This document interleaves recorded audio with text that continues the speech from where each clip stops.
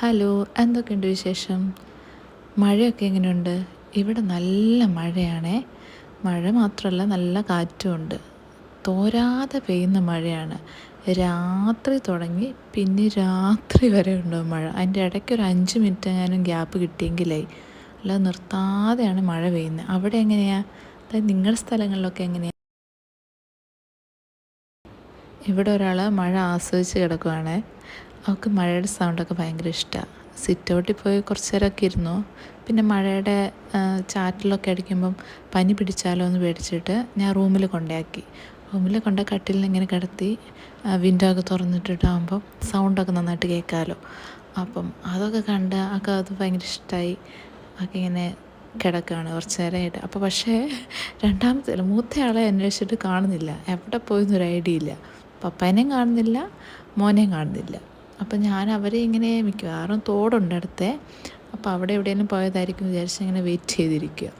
അപ്പോൾ ഉണ്ടേ 2 പേരും കൂടെ വരുന്നുണ്ട്.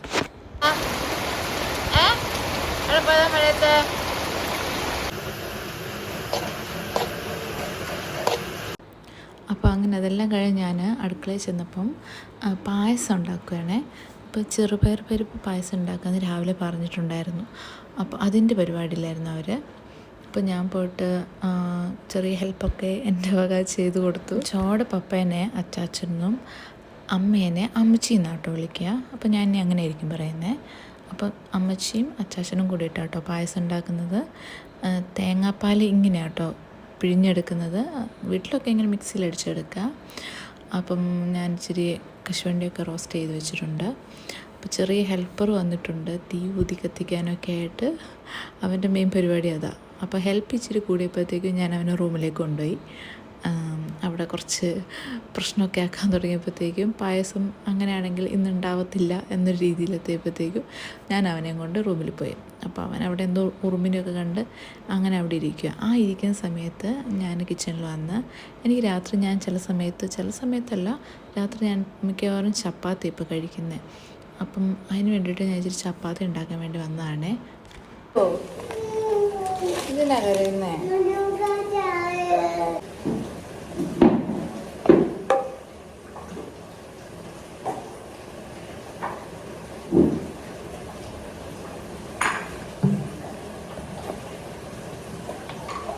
ബാക്കിൽ പായസത്തിൻ്റെ പ്രിപ്പറേഷൻ നടന്നുകൊണ്ടിരിക്കുക കേട്ടോ. അതിൻ്റെ ഇടയ്ക്ക് ലൂക്കാസം വന്നിട്ടുണ്ട്. എന്തെങ്കിലുമൊക്കെ കൊരിഷ്ടം കൊണ്ടായിരിക്കും വന്നിട്ടുണ്ടാവുക. ഈസക്കുട്ടി ഉറങ്ങുവാണേ. അപ്പം അവൻ വന്നിട്ടുണ്ടെങ്കിൽ അവന് വേണം ചപ്പാത്തി ഉണ്ടാക്കാൻ വേണ്ടിയിട്ട്. അവന് പരത്തണം, ഉരുട്ടണം എന്നൊക്കെ പറഞ്ഞ് പിന്നെ ബഹളമായിരിക്കും.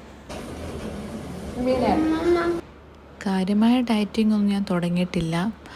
ഇപ്പം 3 മാസം കഴിഞ്ഞല്ലോ. അപ്പോൾ ചെറിയ രീതിയിൽ എക്സസൈസൊക്കെ സ്റ്റാർട്ട് ചെയ്യാൻ ഡോക്ടർ പറഞ്ഞിട്ടുണ്ടായിരുന്നു. അപ്പം ഫുഡൊക്കെ ഇനി ഒന്ന് ശ്രദ്ധിക്കണം.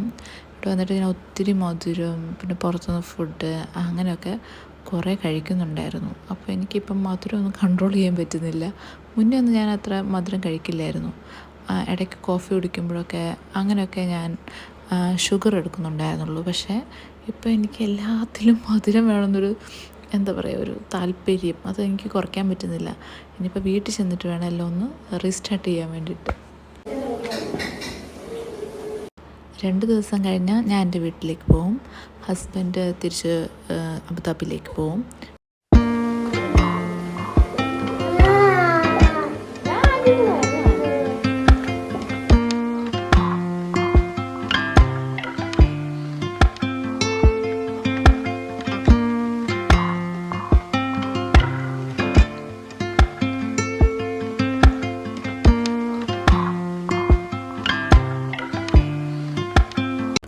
മുന്നത്തെ വീഡിയോയിൽ ഞാൻ പറഞ്ഞിട്ടുണ്ടായിരുന്നില്ലേ ഈ വീടിൻ്റെ പരിസരമൊക്കെ കാണിച്ചു തരാമെന്ന്, നല്ല ഭംഗിയുള്ള സ്ഥലമാണ്.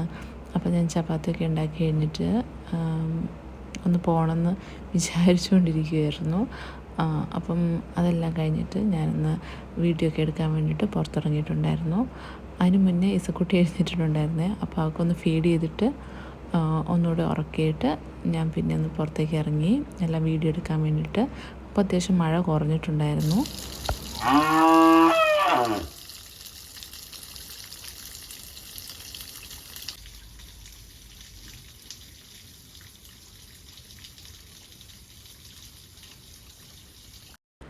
ഇത് വീടിൻ്റെ ഫ്രണ്ടിൽ കൂടെ ചെറിയ റോഡുണ്ട്.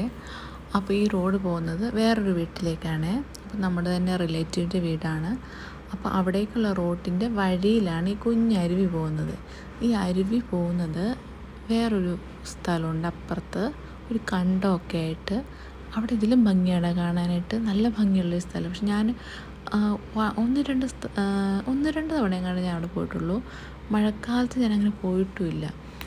വേനൽക്കാലത്ത് തന്നെ കാണാൻ നല്ല ഭംഗിയാണ്. അപ്പോൾ എനിക്ക് ഇന്ന് പോകണമെന്നുണ്ടായിരുന്നു, പക്ഷേ അങ്ങോട്ടേക്ക് നല്ല കാടൊക്കെ ആയിട്ട് പോകാൻ ബുദ്ധിമുട്ടാണെന്ന് ജോ പറഞ്ഞു. അതുകൊണ്ട് എനിക്ക് പോകാൻ പറ്റിയില്ല. ഇനി നെക്സ്റ്റ് ടൈം വരുമ്പോഴത്തേക്കും പോകാൻ പറ്റുവാണെങ്കിൽ എനിക്ക് അവിടേക്ക് ഒന്ന് പോകണമെന്ന് ആഗ്രഹമുണ്ട്. തൊട്ടടുത്ത് തന്നെയാണ്, തൊട്ടടുത്താന്ന് പറഞ്ഞിട്ട് കാര്യമില്ലല്ലോ, പോകാൻ പറ്റുന്നുണ്ട്. കുഞ്ഞി അരുവി, ചെറിയ അരുവിയാണ്.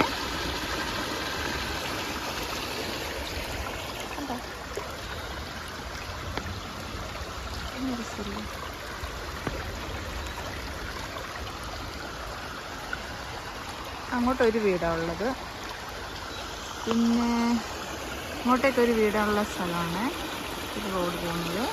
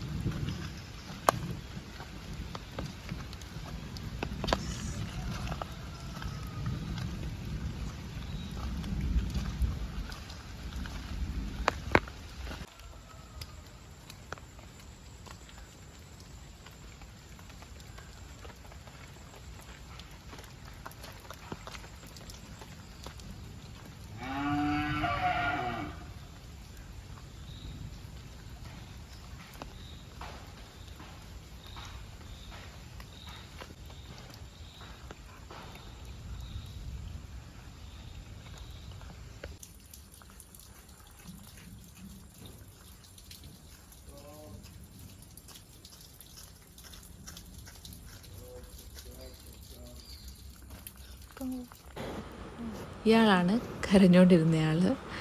എന്തിനാ കരയുന്നതെന്ന് അവൾക്ക് തന്നെ അറിയില്ല. ഇടയ്ക്കിടയ്ക്കേ കരഞ്ഞുകൊണ്ടിരിക്കും. പുറത്തിറങ്ങുന്നത് ഭയങ്കര ഇഷ്ടമാണ്, അതാണെന്ന് തോന്നുന്നു. ഞങ്ങൾ തമ്മിൽ വലിയ പരിചയമൊന്നുമില്ല, കുറച്ചായതേ ഉള്ളൂ ഇവളെ കൊണ്ടുവന്നിട്ട്. അപ്പം ഞാൻ അധികം ഇവിടെ ഉണ്ടായിരുന്നില്ലല്ലോ, അതുകൊണ്ട് എനിക്ക് അത്ര പരിചയമില്ല, അവൾക്കും എന്നെ അത്ര പരിചയമില്ല. അപ്പോൾ ഇനി അടുത്ത വ്ളോഗ് ഞാൻ മിക്കവാറും വീട്ടിലേക്ക് പോകുന്ന വ്ളോഗ് തന്നെയായിരിക്കും എടുക്കുന്നത്. അപ്പോൾ ഇനി ആ വ്ളോഗിൽ കാണാം കേട്ടോ. അപ്പോൾ ഇവിടെ ഒരാൾ ജോഗിങ് ചെയ്യാണ്, വൈകുന്നേരത്തെ ജോഗിങ്. അപ്പോൾ ഏതായാലും ഇനി അടുത്ത വീഡിയോയിൽ കാണാം. ബൈ.